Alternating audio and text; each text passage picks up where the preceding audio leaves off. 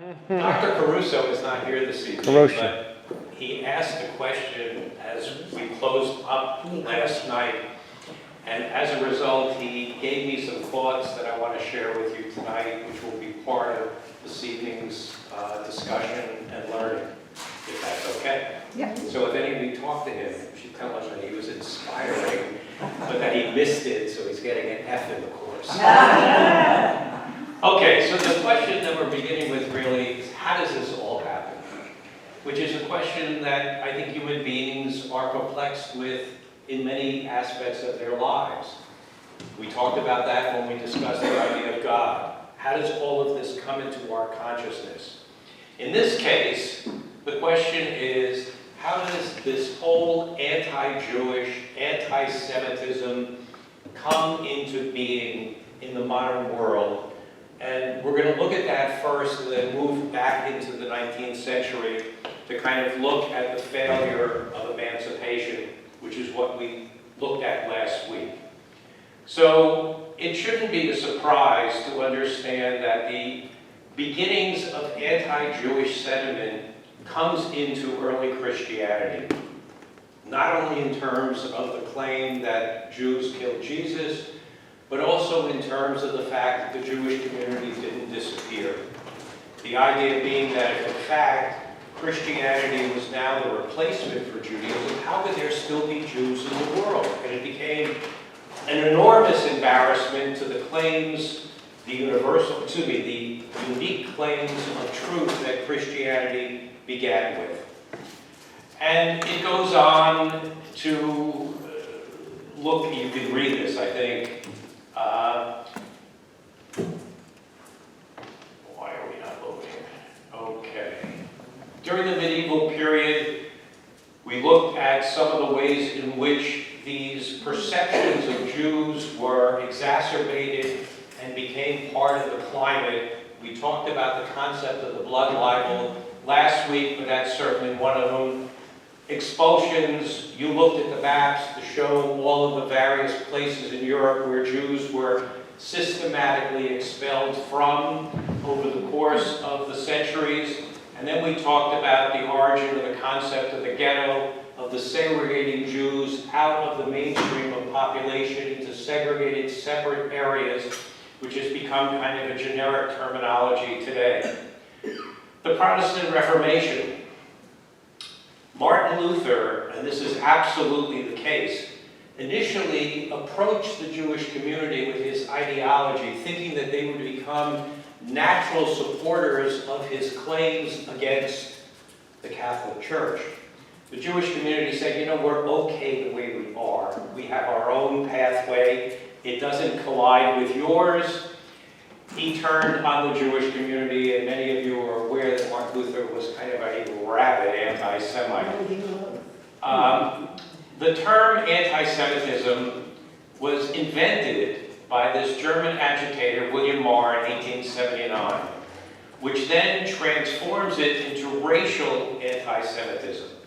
So we have two forms. We have the historic, which is religious, based on religious ideology, and then the transformation in the latter part of the 19th century into racial anti-Semitism.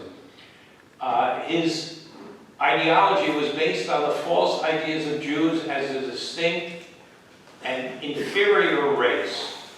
This view positioned Jews as a threat to national identity and society with no possibility of assimilation. Those words should sound some reference points in your own thinking. Certainly in the 20th century, because the Nazis did exactly the same thing. One of the fascinating things about the Nazis was that they took many of the decisions that church councils had made and secularized them into Nazi ideology. Excuse me.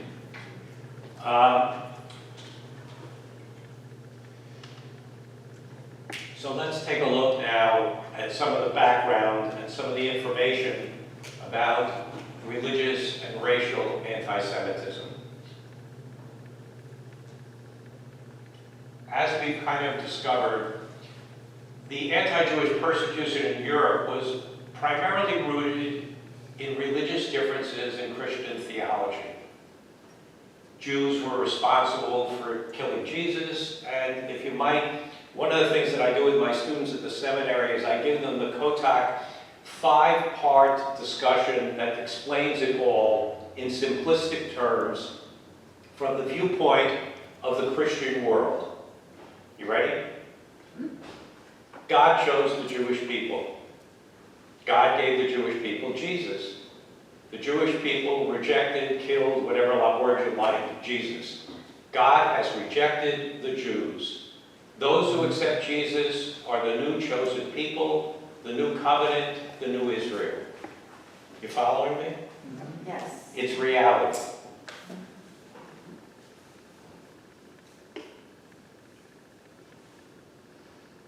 Historically, religious anti-Semitism presented a path for Jews to escape persecution through conversion to Christianity. You know, those ideas are not so foreign from today. You realize that it is only in the past 30-some years that the Catholic Church has acknowledged Judaism as a separate and discrete religious pathway, as opposed to seeing Jews continuously in error who needed to be converted to Christianity in order that they see the right truth, because otherwise they were the Antichrist, or they were disbelievers, or whatever word, heretics. How's that?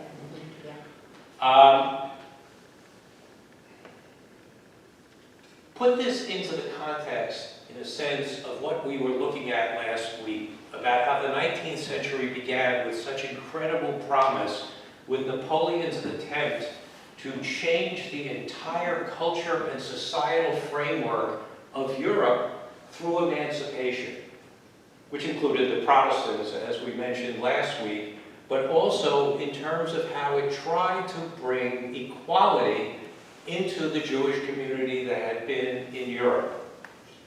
Well, we see social discrimination, forced conversions, expulsions, whatever, all through the course of this time period. So the shift from religious to racial anti-Semitism occurred exactly during this time period, and the transition moved anti-Semitic prejudice from targeting Jews on the basis of their faith and religious practices for persecuting them based on a pseudo-scientific nationalist notion that they were an inferior and unchangeable race. Some of you who may have studied the Nazi time know that the Nazis had a very, very strong racial pseudoscience where they looked at the skulls of various ethnicities to determine that they were the superior race, the Aryan, the same idea. We see that in some ways in white supremacists here in the United States who also believe that they are the chosen and everyone else needs to be subjugated and inferior or expelled. Hasn't really gone away yet. So I think the important sentence there is this religious prejudice began to be secularized and fused with new pseudo-scientific theories of race.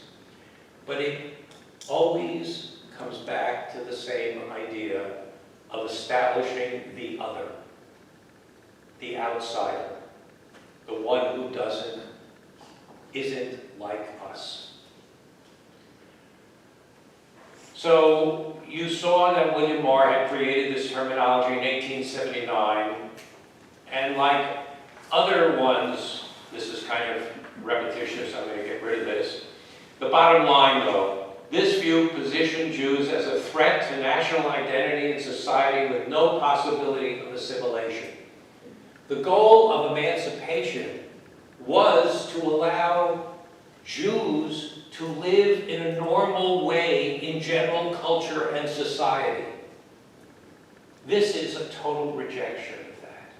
because of the deep-seated resentment and perception of Jews in Europe.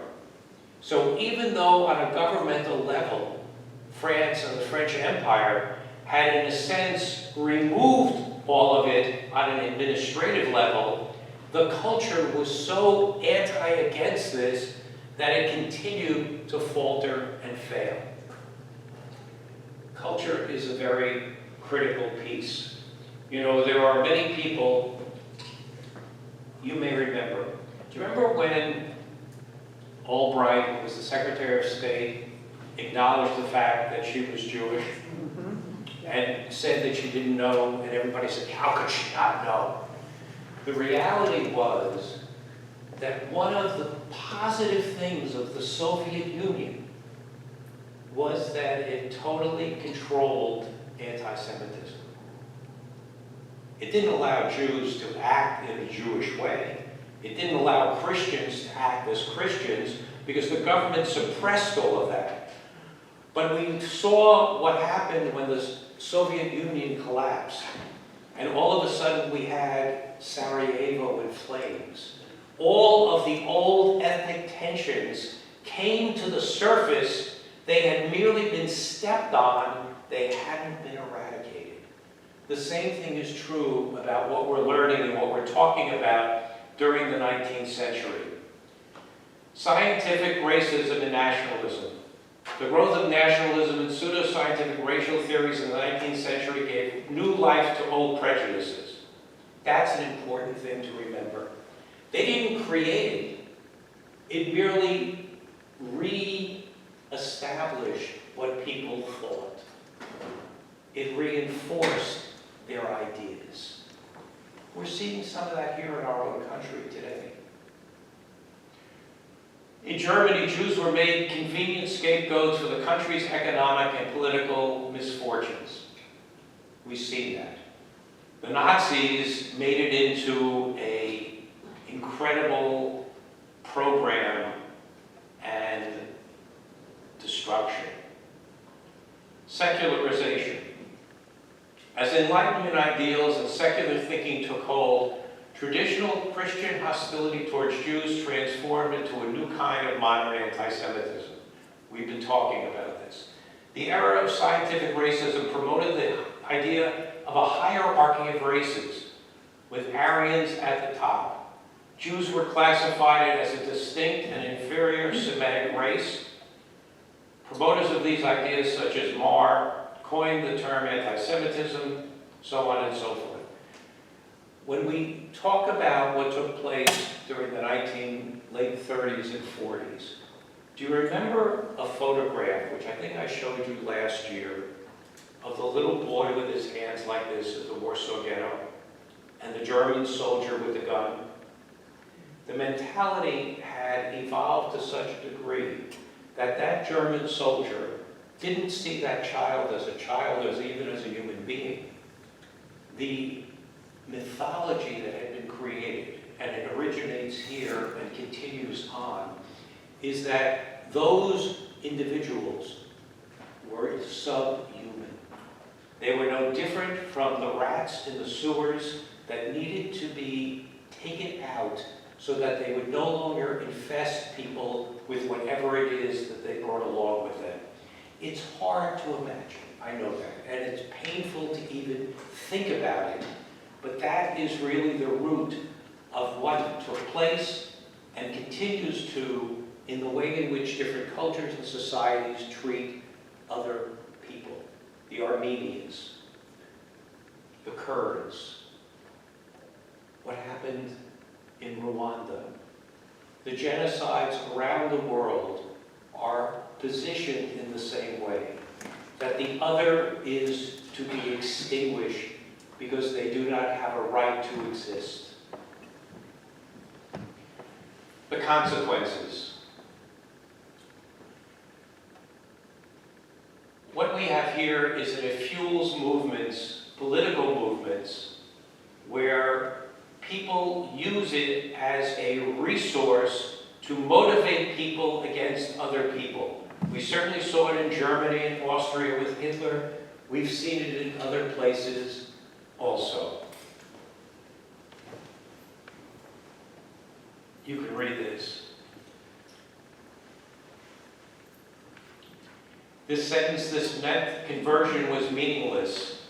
Remember, the Nazis rounded up people who were 1/4 Jewish and claimed that they were Jews. It didn't matter that their families had become Christian, because as we talked about last time, with that list of notable individuals from within the Jewish community who had become Christians, as a way to avoid what they believed to be the perceptual stigma of their identity, that no longer mattered. They were still that.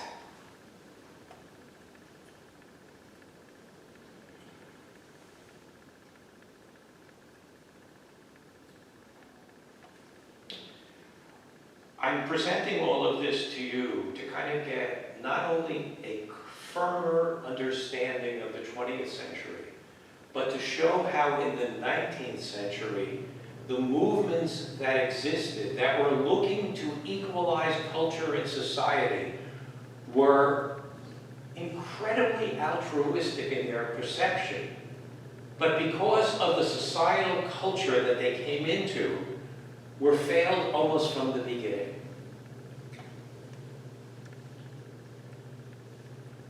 I'm not going to go there. I'm going to go on. So now the issue of why did it fail? Understanding the subcurrent underneath. So this is an etching from 1819.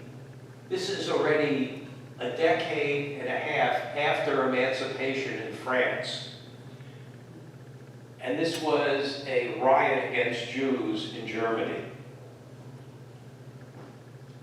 Didn't look like equality was working.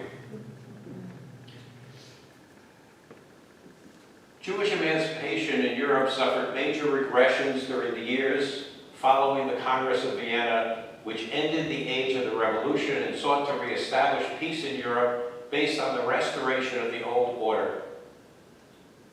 Nevertheless, liberal and democratic forces everywhere took up the cause of Jewish emancipation and turned it into a central issue in their political campaign. On the eve of the revolutions of 1848, the idea of Jewish equality could no longer be ignored anywhere in the West.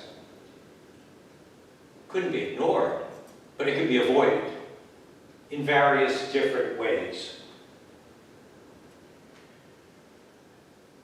Emancipation for Jews in Europe failed primarily because legal equality did not lead to social acceptance, and backlash grew as a new anti-Semitic ideologies emerged.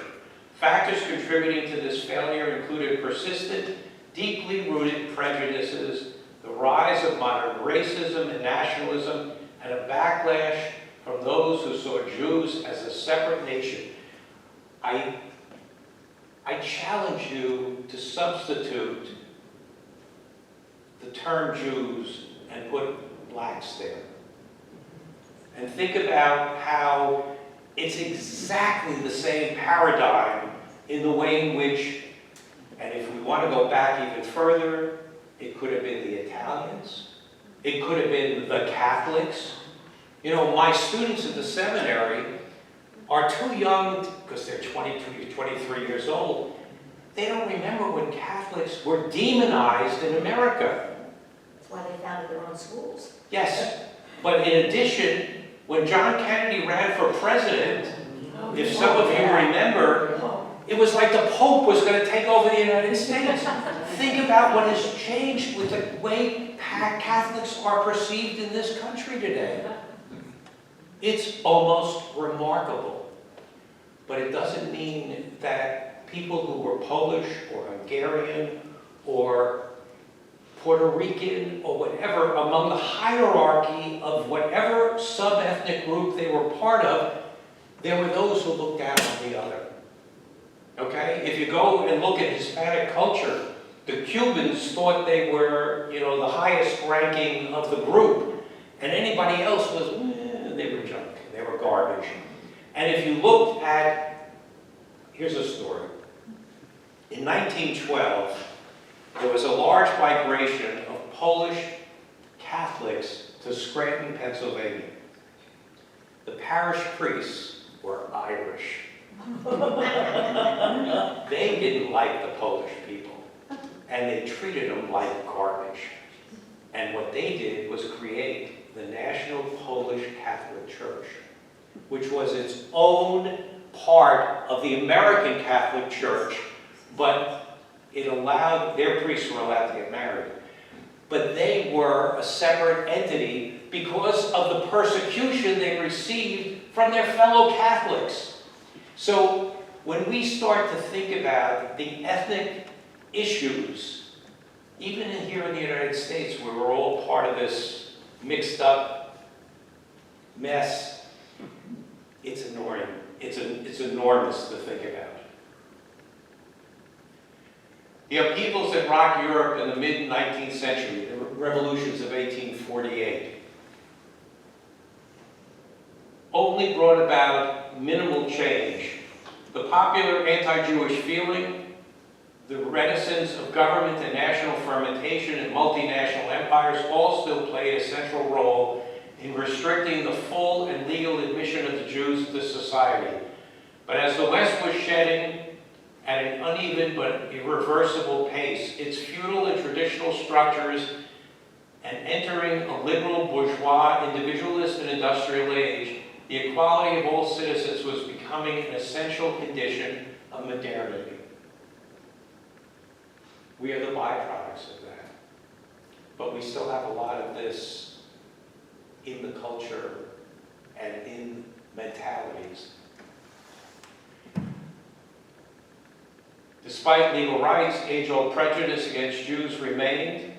The rise of new anti-Semitic ideologies, we've talked about that. Racists argued that Jews were a separate, inferior race that would harm the superior race if assimilated. We can put this stuff 70 years ago, too. It's the same logic. It's the same logic that we hear from certain segments in the world today of the other. It hasn't gone away, and we need to fight this, because being silent will not help. You remember Reverend Niemöller in Nazi Germany? Protestant minister said, when the Nazis came for the socialists, I didn't say anything. When they came for the trade unionists, I didn't say anything. And he goes on and on and on through all the segments of the population. And he said, when they finally came for me, there was no one left to stand up and say anything. The message is enormous. And it's one of those messages that we need to hear also, in the way in which many people feel totally powerless in this current circumstance. But it doesn't mean you still don't have a voice. If you don't mind, I'm going to do something else. One of the guys that I studied with was Philip Slater, professor at Harvard, wrote a book called The Pursuit of Loneliness in 1972. It was followed in the 1990s with the book Bowling Alone, which some of you may be familiar with.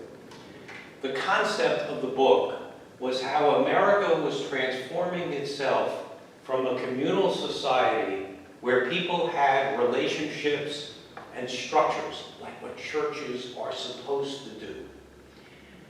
What civic groups used to do, whether it was the Rotary, or the Chamber of Commerce, or the Boy Scouts, or whatever those organizations were, they brought people together so that they felt they were part of something more than themselves. What Philip Slater points out is that America in the early 70s was becoming more and more individualized, and people were more and more separate from their neighbors. Do you remember when in the 1980s it was very common for articles to be written about the me generation? Well, that was reflective of the fact that we were moving from a communal structure to a totally individual structure, where people all felt that they were self-empowered and important, more so than being part of a community or a group. And we are struggling with that very much, in my perception, of how we are living today. We need to reclaim those communal structures, because living alone and living by yourself allows others to control the culture and the society. There need to be voices like church groups, synagogues, mosques, who speak out about what values and morals are. Even though we may disagree with what their values and morals are, let's at least have a conversation, as opposed to everybody feeling they're totally isolated and alone. I got off my soapbox. Okay. Perceived lack of assimilation. Well, opponents claim that Jews were not paying the price of admittance because they continued to maintain a distinct national identity, even if they identify with the religion of the host nation. Internal Jewish divisions. We also saw that happen within the Jewish community. Different groups have different ideas. Look, what are there, 300 different Protestant groups, easily? Easily. And a lot of them don't talk to each other, okay? And there are a lot of groups within other religious communities that claim that they are the true faith. So years ago, after 9/11, there was an interreligious ceremony that took place at Shea Stadium, Yankee Stadium, one of the others, I don't know if you remember. And it was trying to make a statement that we are all together in this. The Missouri Synod of the Lutheran Church would not participate for the following reason, and they were public about it. If we participate with all these other people, we are saying that they are all equally valid and true, and we don't believe that. We're the only pathway, not these other people. It really takes a toll on culture, belief, and participation. Political instability. The process of emancipation was often a fragile, politically charged process, and you can read from there. 1848 was an attempt to bring it back prior to the French Revolution. We have trends of that in our own culture, where there are political groups that believe we have gone totally astray, and we have to reclaim whatever it is they believe was when America was better.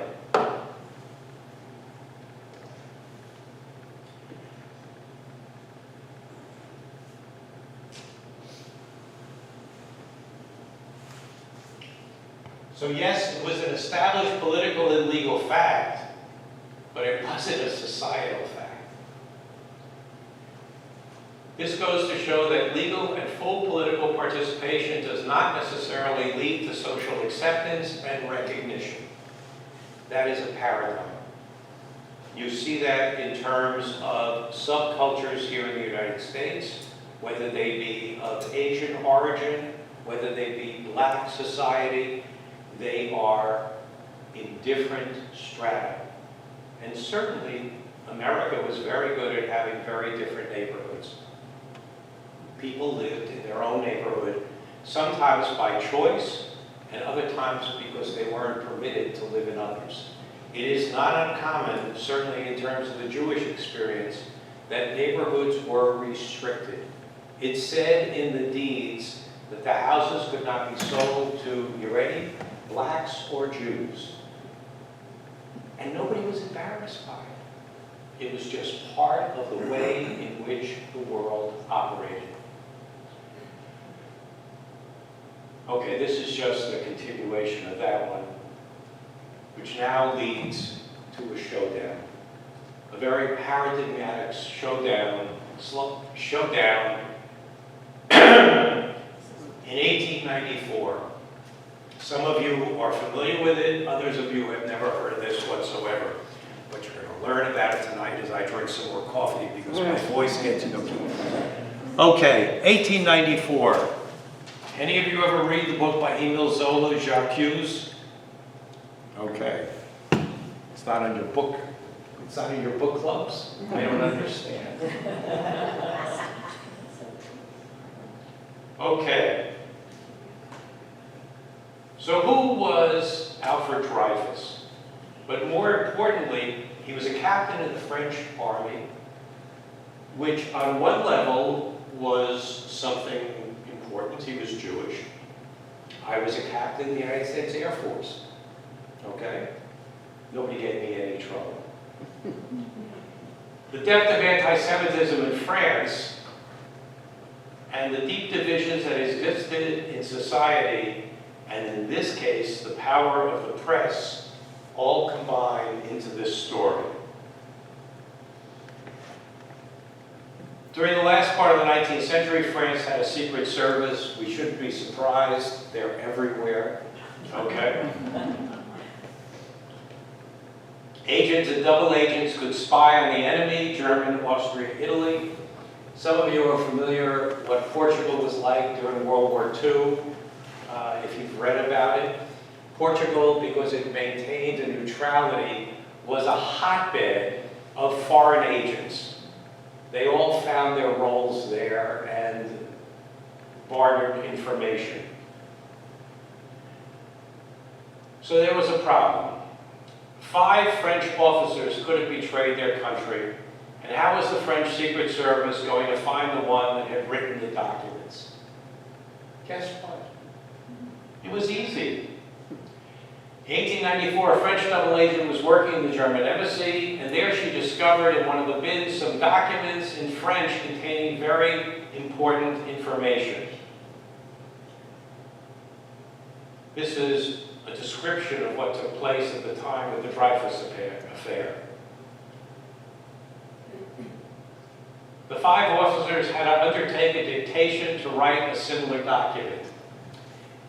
CSI wasn't in business then. They had to do it by handwriting analysis.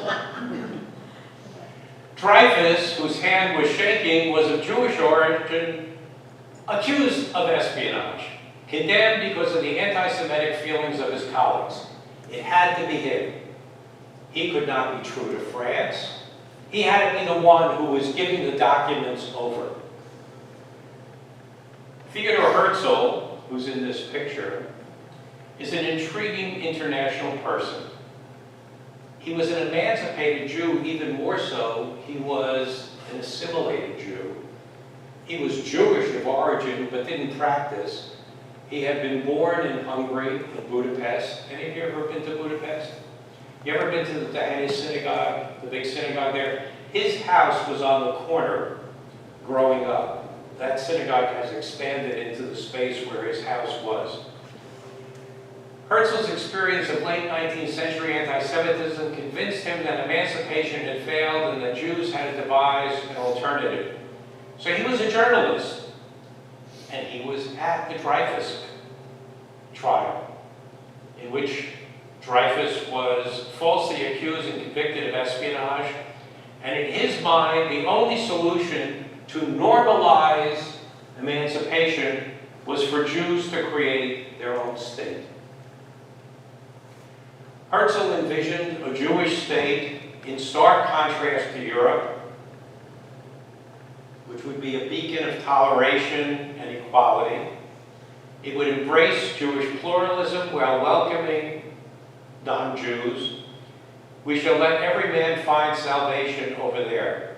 Herzl repudiated Europe's failed emancipation. He retained a profound commitment to the ideal.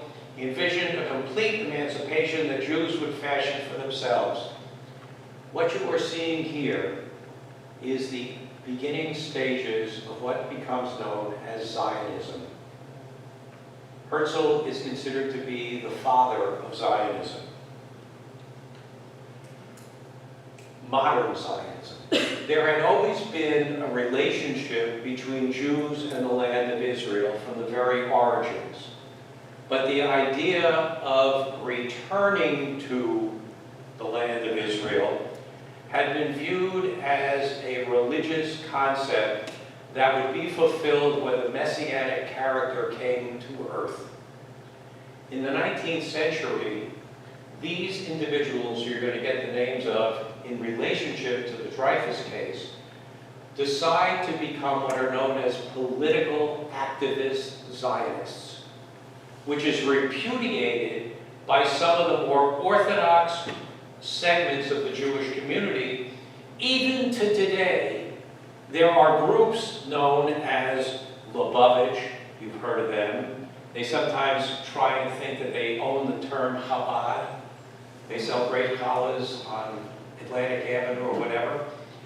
They do not recognize the existence of the state of Israel, even though they have people living there, because it was brought about by human beings and not by God's intervention. Now, there are other segments within the Orthodox Jewish community who are totally embracing of what took place with Zionism and see that as God's acting in the world. You're following the distinction here? It's important to grab hold of.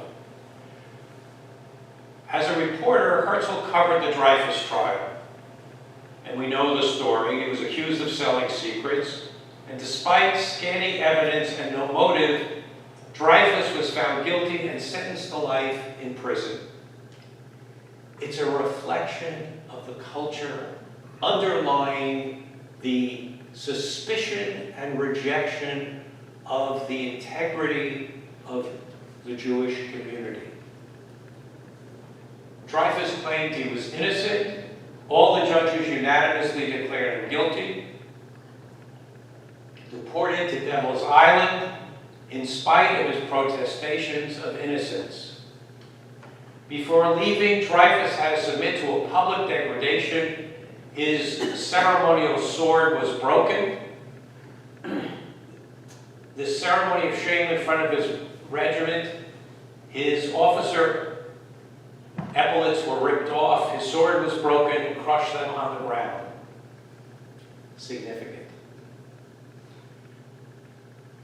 Dreyfus' brother declared that anti-Semitism was the only reason for the guilty verdict of the court. He demanded that the judgment be overthrown. He was joined by supporters who called them Dreyfusards. 1899, in 1898, Emile Zola writes J'accuse and denounces the judicial error and attacked several members of the government. He exposed to the world the anti-Jewish feelings of the nation. What I'm wanting you to grasp here is we have 100 years in between this and the beginnings with such promise of the Council of Notables that we talked about last week. And we see the evolution during this century of some aspects of equality, but the underlying current continually saw it as an intrusion on what they believed. This experience of the Dreyfus trial is kind of the culmination paradigm of all that we've been looking at over the past couple of weeks. Press and public opinion took up the cause with passion, which I am thrilled about. We're not seeing that today. I think I mentioned to you a while back about the documentary. It was a play, but it originally was a documentary called Good Night and Good Luck about Edward R. Murrow. Some of you may have seen it. It was very powerful. It was about the McCarthy era in the United States, which was an incredibly horrific time period with parallels. Edward R. Murrow, because of his credibility in the American population, they trusted him, they believed him, and they listened. In the media that wasn't 47 different outlets, with their own perception and facts that we are confronted with today. Paley, who was the president of CBS at the time, himself incredibly courageous to not try and silence him, but permitted him to go on the air and take down McCarthy for all of the incredibly dishonest things he was doing to American society and culture.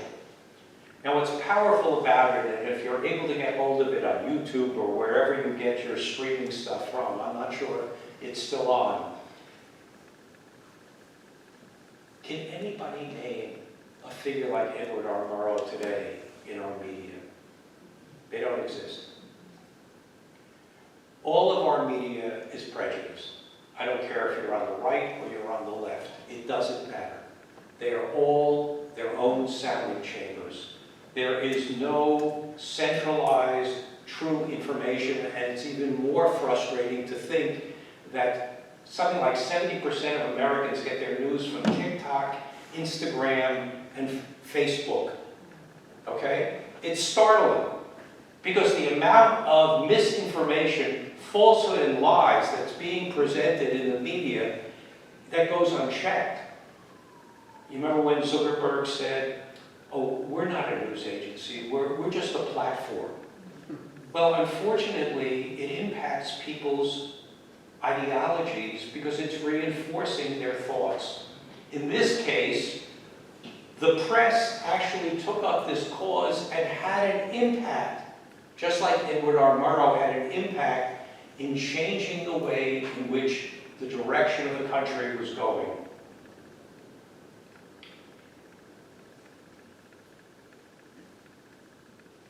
Zola showed that Dreyfus was innocent and that he had been found guilty due mostly to the anti-Semitic feeling of army leaders. Zola was in fact totally convinced of his innocence.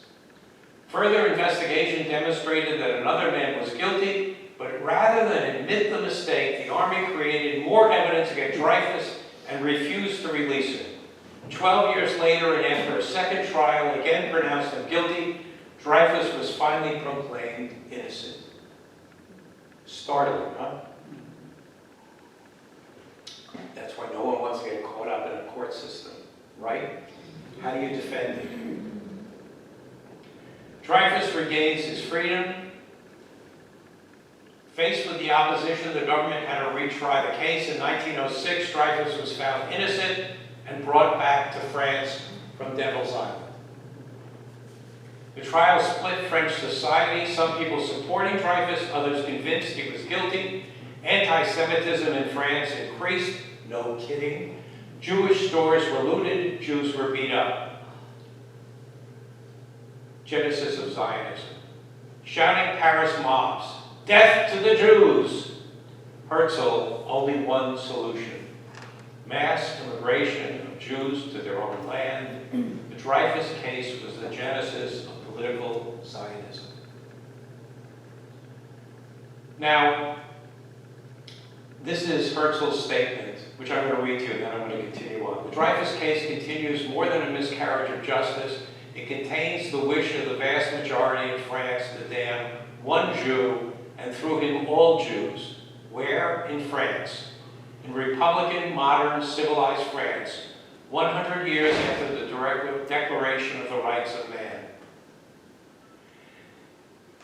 What Herzl believed and worked for was that in his mind, the stigma of 2,000 years of Jewish anti-Judaism and repression had created such a strong anti-feeling in the DNA of the European world that the only way Jews would ever gain their own freedom and their own identity was to live in their own land and to be their own creators of destiny.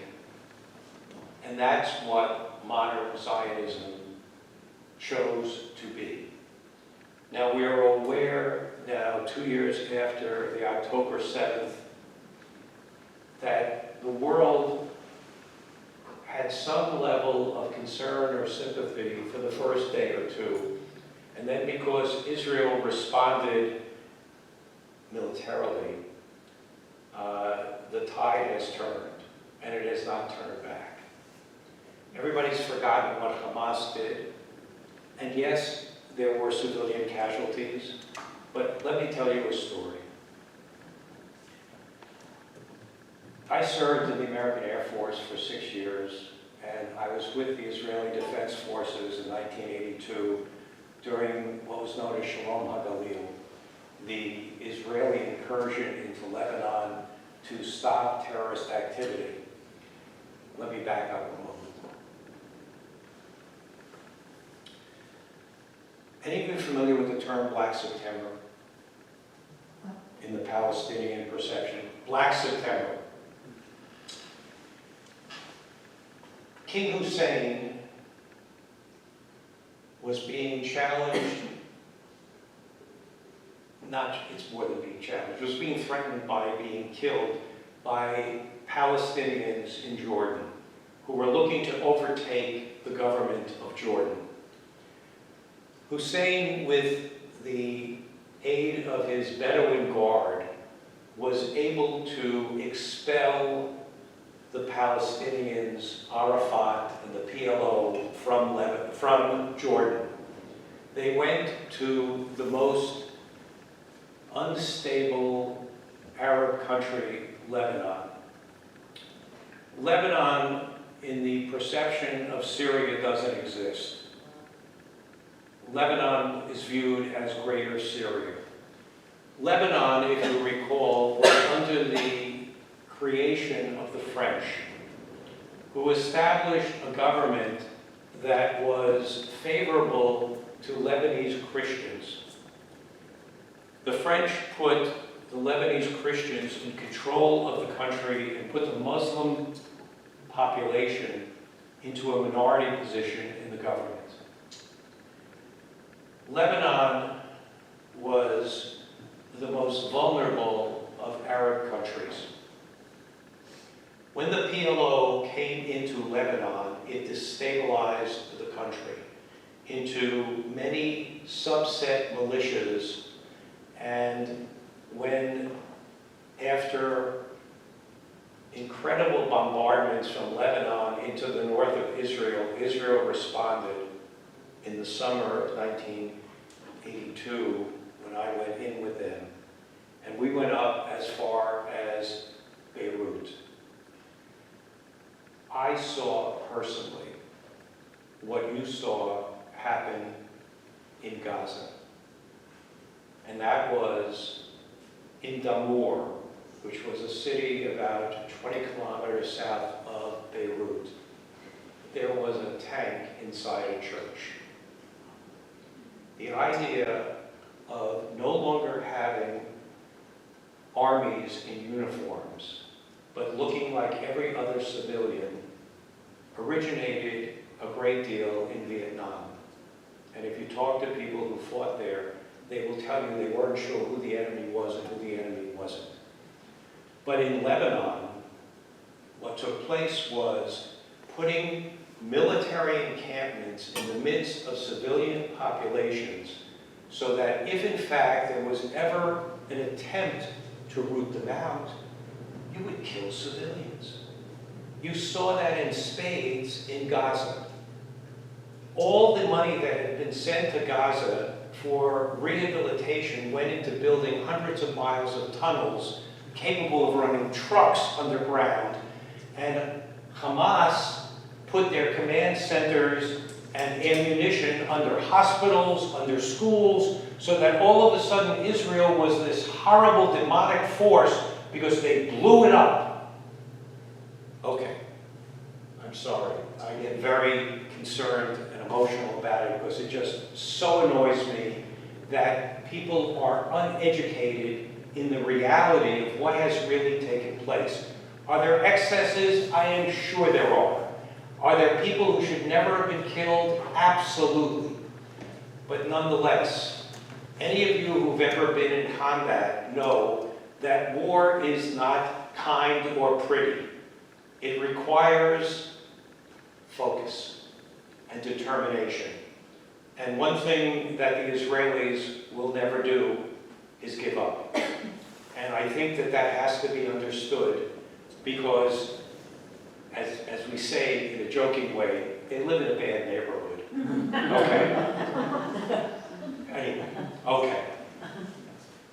So, what I'm showing you now are a group of different individuals who became part of this think tank of people who were trying to move towards the acceptance and the concept of the creation of an independent state of Israel.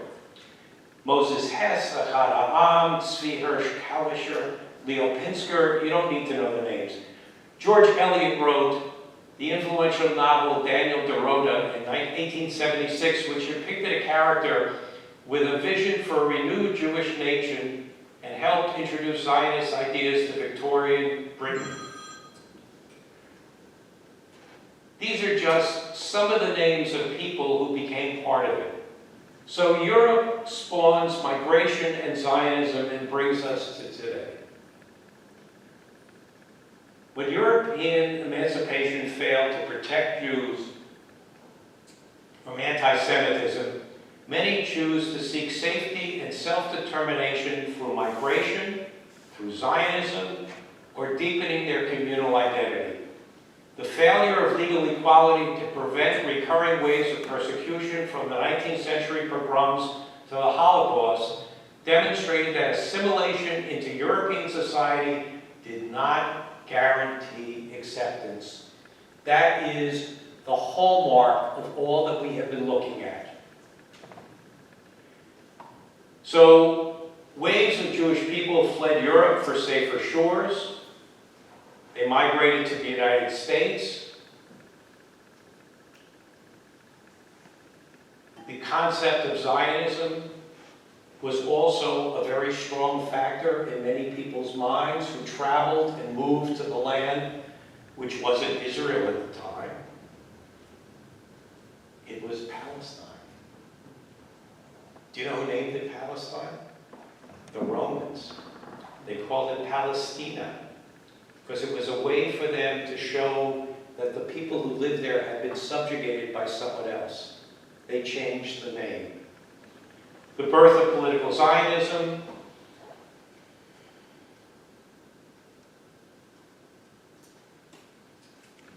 In 1973, the United Nations passed a resolution that said Zionism is racism.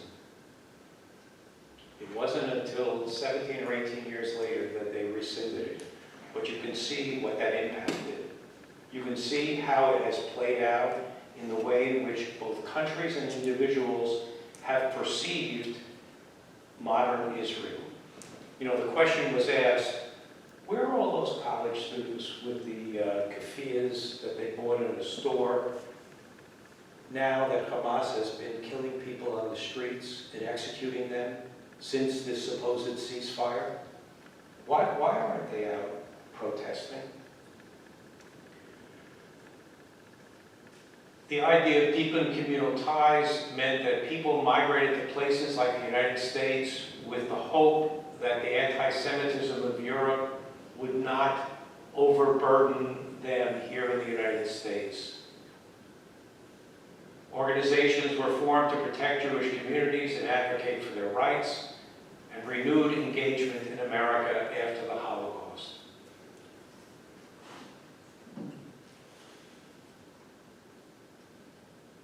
Ultimately, the failure of European emancipation showed that civil and political rights alone were insufficient to protect Jews from pervasive anti-Semitism. This led to a diversification of Jewish life, with communities finding new paths forward through nationalism, migration, and fortified identity. Those are the takeaways from the failure of emancipation, which brings us into what we consider to be the modern age that all of us are living in today. And the impacts are enormous when you think about how a lot of this has not gone away. It exists in different forms. You know, I was one of those incredibly naive people who believed that the election of Barack Obama was a reflection of an enormous shift in American society and culture. I was totally wrong. All that it did was submerge it. And what we have seen since Charlottesville is it's now considered to be acceptable to come out from the shadows.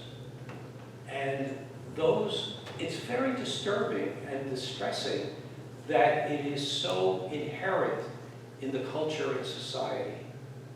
I'm going to take you back to Europe for a moment. Europe as an entity today, and I mentioned this in one of my talks, has no birth rate. Nobody's having children in Europe.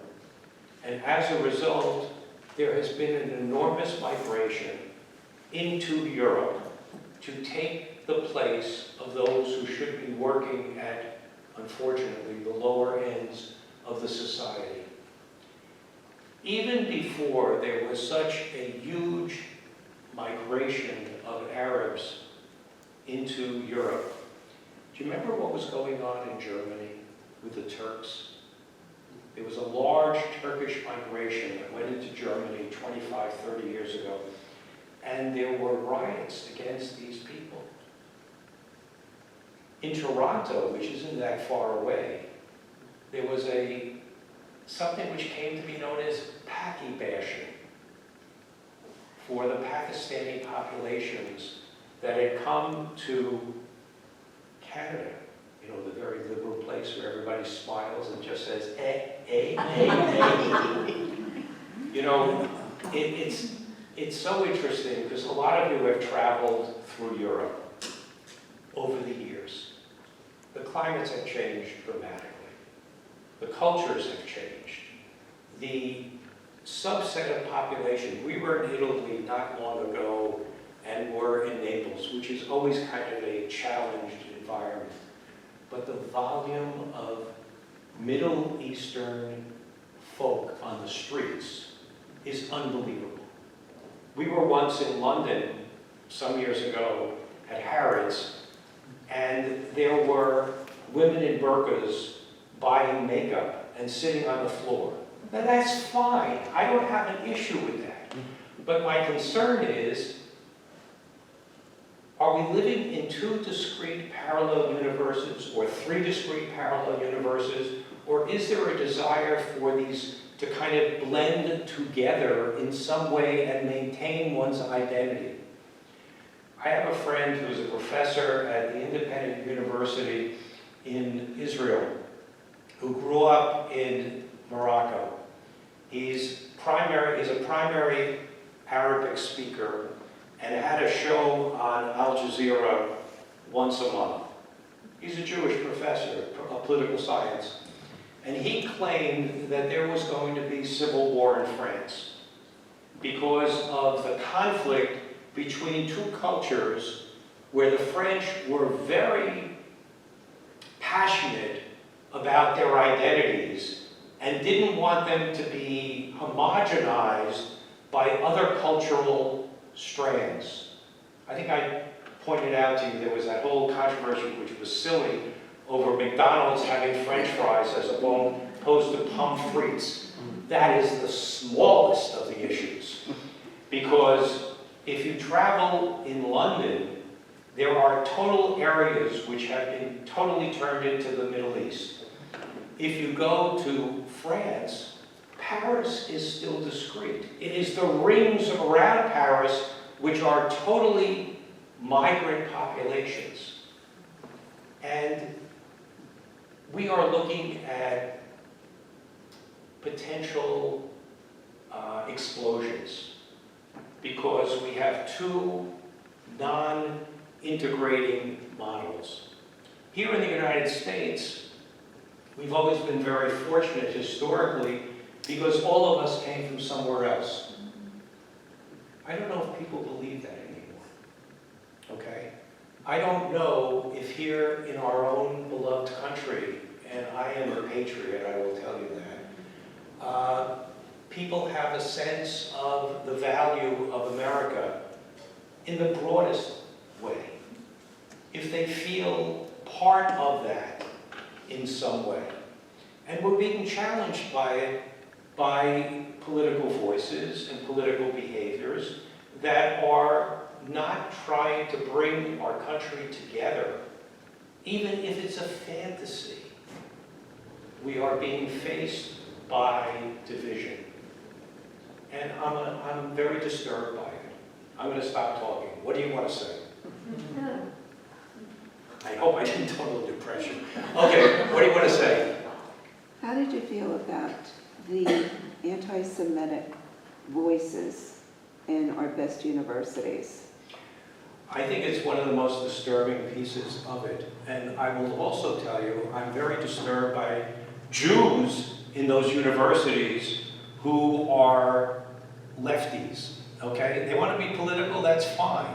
But they are part of the uncertainty of acceptance. We've come to a place where people don't sit down and argue with each other and walk away and say, okay, I disagree with you. Everybody hates everybody else, Right. okay? That's the way it all became. You know, I have a friend, Norm Ornstein, who is part of the American Enterprise Institute in Washington. It's a conservative think tank. I'm not necessarily conservative, but I know Norm a long time. Maybe 20 years ago, Norm, I was in Washington at a meeting, and he said to me, I just published a book, and the title was, If You Think It's Bad, It's Worse Than That. And what he was talking about was, and you should also know, I've served on the staff of 6 members of Congress doing American foreign affairs. I didn't care if they were Republicans or Democrats. It didn't matter to me. I just wanted them to care about the country in a way that made sense. What Ornstein was pointing out was, if I was your friend last week, I hate you this week. And we can see that in the way in which government is functioning. You know, when I was a baby, I opened up Congress when Tip O'Neill was Speaker of the House. Tip O'Neill was a powerful, powerful guy who could put Democrats and Republicans in a room and beat the crap out of them until he got a deal. Unheard of today. Everybody is on their own line. Nobody is willing to move one way or the other. And it's exactly the opposite of what government is supposed to be.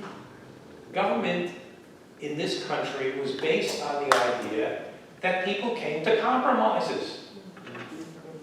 And they found a way to work together. People don't want to work together anymore. So when you talk about the universities, look, I'm a product of some of that. My graduate degree and my undergraduate degrees also, it's very different. And, you know, symbolically, so they got rid of the president of the University of Pennsylvania, the president of Columbia, and the president.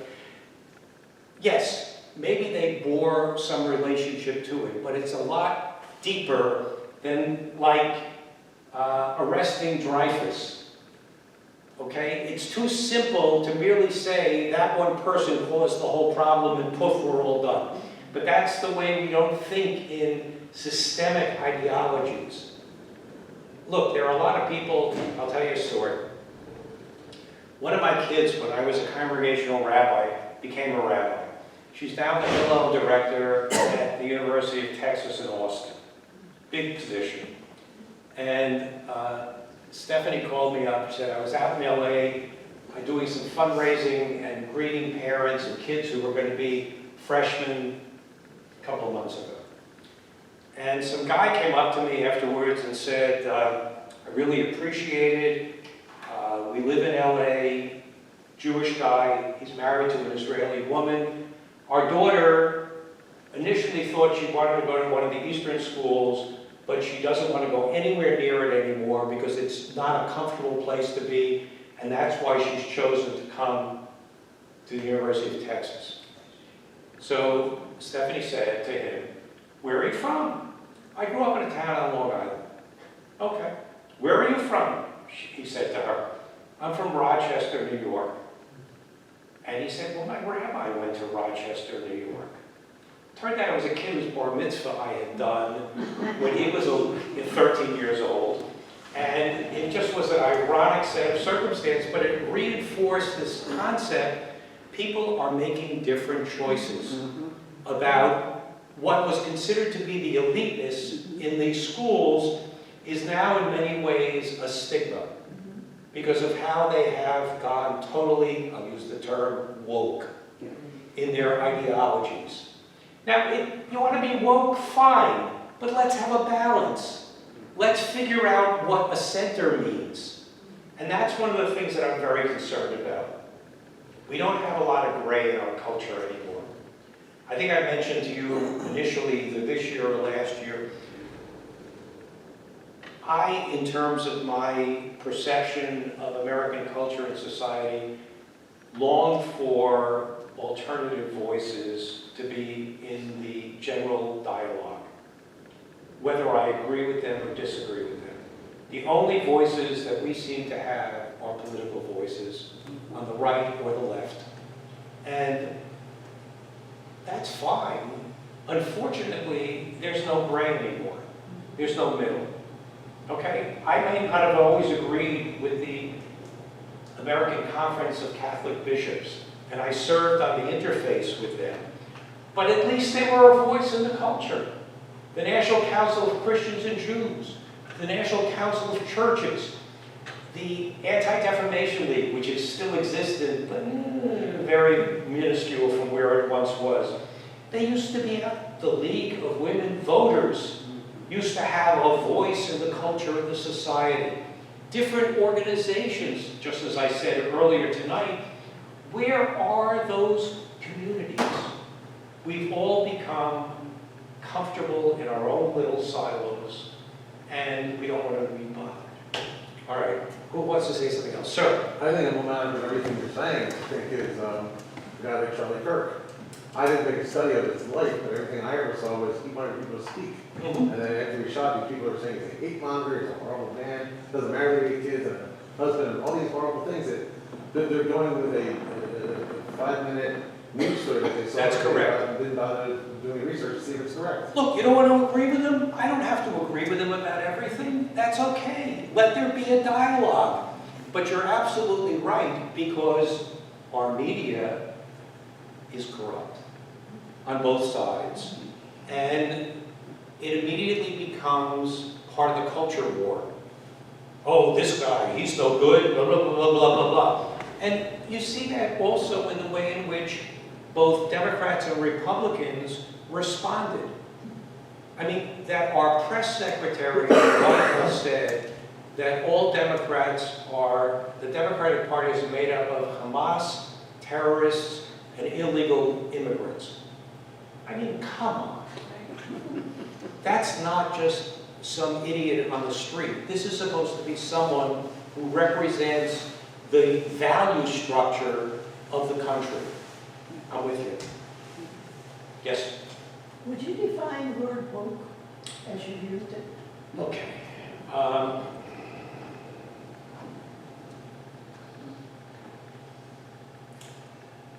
I think that the idea of being woke has been perceived as people who are liberal to a fault, and it's a misuse of the term liberal, who are accepting of all sorts of things, many of which were contradictory to each other.